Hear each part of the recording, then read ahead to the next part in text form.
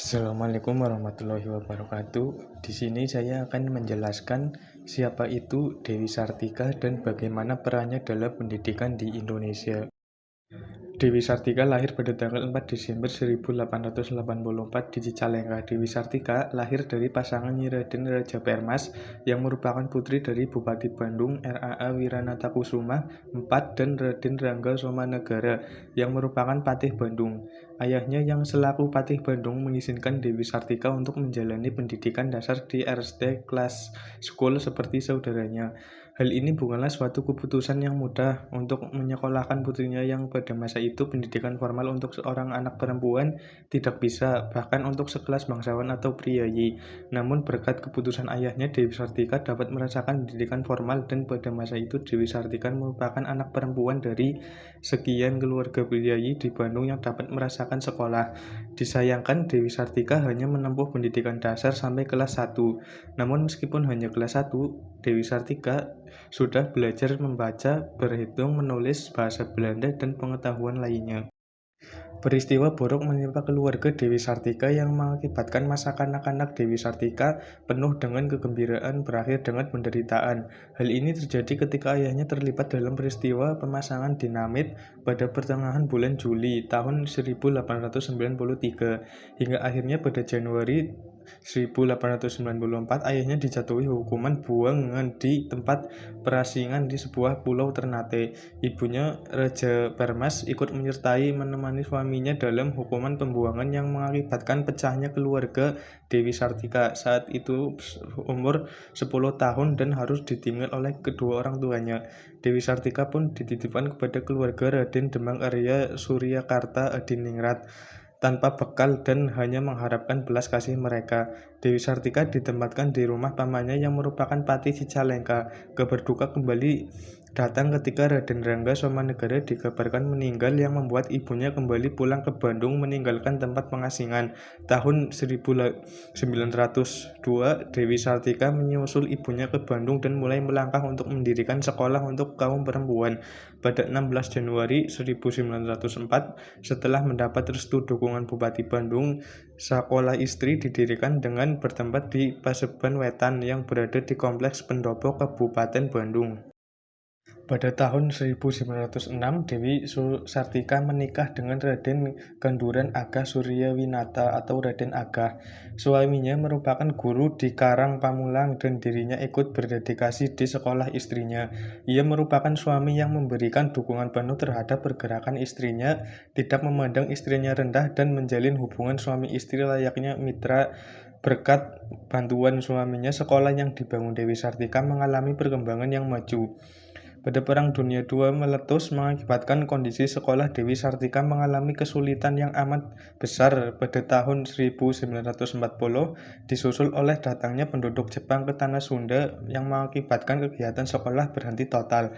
Pada tahun 1947, akhirnya Dewi Sartika terpaksa meninggalkan Bandung untuk berlindung dan beristirahat hingga pada tanggal 11 September 1947 Dewi Sartika wafat di Cineam, Tasikmalaya.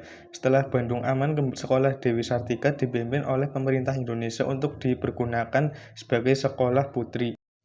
Lalu bagaimana peran dan kontribusi Dewi Sartika dalam memajukan pendidikan di Indonesia? Dewi Sartika berperan penting dalam memajukan pendidikan perempuan di Indonesia. Terbukti ia mampu mendirikan sekolah perempuan di Indonesia saat masa-masa sulit, dan pada akhirnya Dewi Sartika mampu mendirikan sekolah keutamaan istri. Usahanya dalam mengajar dan mendidik kaum perempuan dilakukan pertama kali pada tahun 1902 ketika ia kembali ke rumah ibunya di kota Bandung. Di sebuah ruangan kecil di belakang rumah ibunya di Bandung, dia mengajar di hadapan anggota keluarganya yang perempuan, seperti merinda, menyulam, merancang pakaian dan tata krama, memasak, menjahit, membaca, menulis, dan sebagainya. Mereka pun sangat senang diajari oleh Raden Dewi Sartika sehingga pengetahuan mereka semakin bertambah. Sebagai imbalan atas pelajaran yang diberikan Raden Dewi Sartika, biasanya murid-murid membawa makanan, beras, garam, buah-buahan, dan sebagainya. Kegiatan belajar mengajar yang dirintis oleh Raden Dewi Sartika lambat laun menarik perhatian Inspektur Pengajar Hindia Belanda di Bandung. C. Denhammer pada awalnya ia menganggap kegiatan tersebut sebagai aktivitas liar yang berpotensi membahayakan dan patut diwaspadai, apalagi mengingat latar belakang Dewi Sartika sebagai putri dari Patih Somanegara yang dikenal menentang pemerintah kolonial. Namun setelah ia datang langsung ke rumah Raden Ajeng Raja Permas untuk menyaksikan sendiri proses pengajaran yang dilakukan Dewi Sartika, pandangannya berubah. Ia melihat bahwa kegiatan tersebut tidak mengandung ancaman, bahkan memberikan dampak positif. Denhammer pun akhirnya terkesan dengan gagasan serta semangat Dewi Sartika untuk mendirikan sekolah khusus bagi anak-anak perempuan. Karena merasa terkesan dan simpati, baik secara pribadi maupun dalam kapasitasnya sebagai inspektur pengajar, Denhammer menyatakan dukungannya terhadap rencana pendirian sekolah bagi kaum perempuan. Bahkan ia mendorong Dewi Sartika agar segera merealisasikan rencana tersebut. Namun dukungannya dari Denhammer saja belum cukup, masih banyak hambatan yang dihadapi Dewi Sartika. Ia mencoba mengajak kerabat dan keluarganya sendiri untuk ikut membantu mendirikan sekolah khusus perempuan. Justru banyak di antara mereka yang menolak. Penolakan itu muncul dengan alasan adat dan tradisi yang masih mengakar kuat. Melihat kenyataan bahwa keluarga Raden Dewi Sartika tidak mendukung cita-citanya dalam mendirikan sekolah bagi anak perempuan, akhirnya Denhammer mengusulkan agar ia meminta bantuan kepada Bupati Bandung, yaitu Martanegara. Mendengar bahwa Raden Dewi Sartika akan menghadapinya, Bupati Bandung terkejut, apalagi mendengar gagasan Raden Dewi Sartika yang ingin mendirikan sekolah bagi anak perempuan. Setelah Bupati Bandung mendengar paparan dari Raden Dewi Sartika dalam mewujudkan cita-citanya untuk mendirikan sekolah khusus perempuan demi kemajuan harkat dan martabat kaum perempuan itu sendiri, Bupati Bandung merasa terharu dan kagum. Akan tetapi sang bupati perlu waktu untuk merundingkan ide itu dengan sejumlah sahabat dan kerabat. Tak lama setelah itu, ia pun dipanggil ke pendopo dalam. Pada akhirnya, tepat pada tanggal 16 Januari 1904, sekolah istri berhasil dibentuk. Dalam bahasa Sunda, istri berarti juga wanita. Sekolah ini merupakan sekolah pertama bagi kaum perempuan di Indonesia, sesuai dengan amanat Martanegara. Untuk sementara waktu tempat belajar dilaksanakan di ruangan Paseban Barat di halaman rumah Bupati Bandung. Dan begitu besar dan kontribusi Dewi Sartika, walaupun harus melewati masa-masa sulit, tetapi ia tidak menyerah demi bisa mengangkat derajat perempuan pada masa itu. Lalu selanjutnya ada peran sekolah keutamaan istri. Pada awal abad ke-20, Raden Dewi Sartika muncul sebagai pelopor pendidik perempuan di Hindia Belanda dengan mendirikan sekolah keutamaan istri pada tahun 1904 di Bandung. Ini merupakan langkah penting untuk mendorong perubahan sosial bagi perempuan yang dibatasi oleh tradisi patriarkal. Raden Dewi Sartika memiliki visi untuk memajukan perempuan melalui pendidikan yang ia anggap sebagai alat untuk memperoleh pengetahuan dan keterampilan hidup yang praktis. Dengan pendidikan, perempuan dapat meningkatkan diri, menjadi mandiri, dan berkontribusi dalam keluarga serta masyarakat. Meskipun menghadapi tantangan budaya dan tekanan sosial, Dewi Sartika terus memperjuangkan hak perempuan untuk mendapat pendidikan.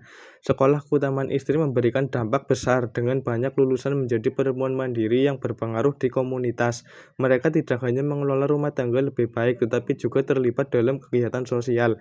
Ini membantu generasi perempuan selanjutnya dalam pendidikan dan kesetaraan gender. Sekolah ini juga menginspirasi pembentukan lembaga pendidikan perempuan lain. Dewi Sartika menunjukkan bahwa pendidikan bisa membawa perubahan sosial, meningkatkan status perempuan, dan berkontribusi pada masyarakat yang adil. Konsep pendidikan perempuan terus tumbuh dan menjadi fondasi penting bagi kesetaraan gender. Di era kemerdekaan, pendidikan diakui sebagai hak dasar bagi semua orang di Indonesia. Dan dapat disimpulkan bahwa Raden Dewi Sartika merupakan perempuan yang tangguh dan pantang menyerah walaupun menghadapi masa-masa sulit. Ia tetap kekeh untuk memajukan atau mengangkat derajat perempuan pada masa itu yang dianggap lemah dan dianggap rendah oleh kaum bangsawan. Mungkin cukup sekian pemaparan materi dari saya. Terima kasih. Wassalamualaikum warahmatullahi wabarakatuh.